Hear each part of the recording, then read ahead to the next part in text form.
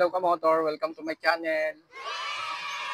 Pag-usapan natin ngayon ang kailan ba talaga dapat mag-change oil.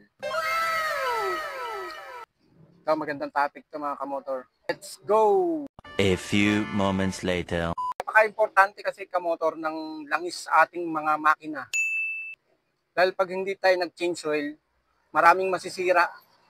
Number 1 na dyan masisira, piston ring, rocker arm, engine valve, road block. Kasi ang langis mga kamotor sa ating motor, parang ano yan, dugo nila yan. Kaya kapag walang langis yung motor natin or natuyuan, bakal sa bakal na magtatamaan dyan.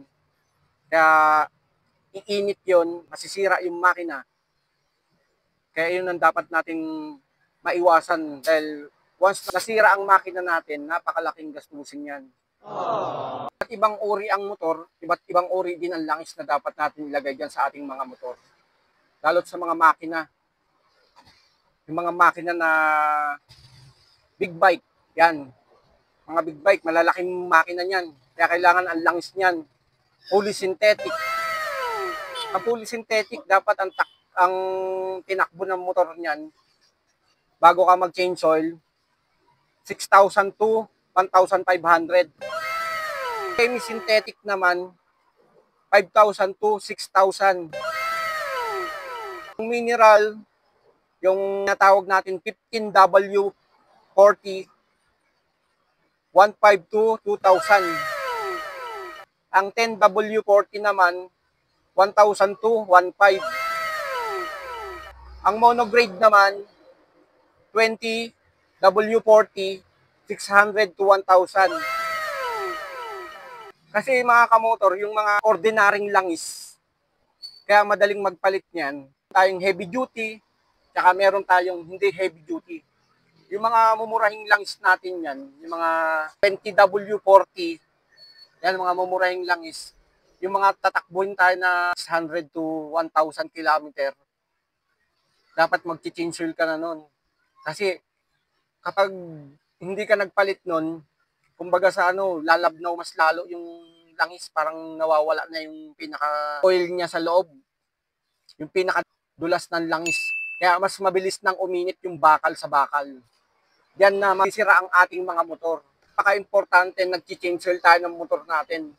Pero meron naman kasi yung ibang motor, hirang magamit.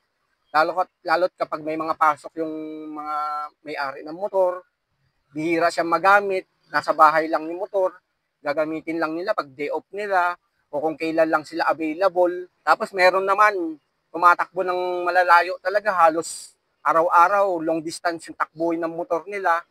Kaya kailangan dyan, magagandang klase rin ng langis gagamitin natin dyan, lalo yung mga malalayo yung binabiyahe, mga long ride.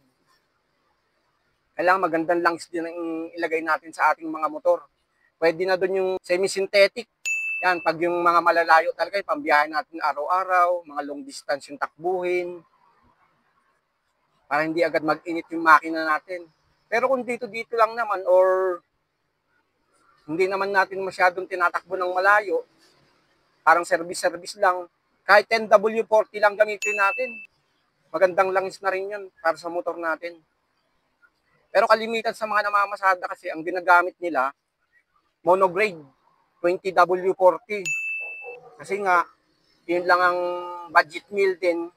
Siyempre, mga namamasada, halos lagi-lagi naman nagpapalit ng langis. Batak yung motor nila, ang hanap buhay. Siyempre, mas priority yung kumita sila at may maiuwi din sa pamilya. Kaya hindi na nila sila gumagamit ng langis na sobrang mahal. Kaya sana makatulong din to sa ating mga kamotor na gusto mag-change oil ng motor nila.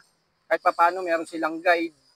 Kasi halos karalimitan din, ang dami rin hindi nakakaalam kung kailan ba dapat mag-change oil ng ating mga motor. Mga kamotor, pakisuportahan nyo na lang yung vlog ko na to mga kamotor para mas marami pa tayong magawang vlog. Maraming salamat!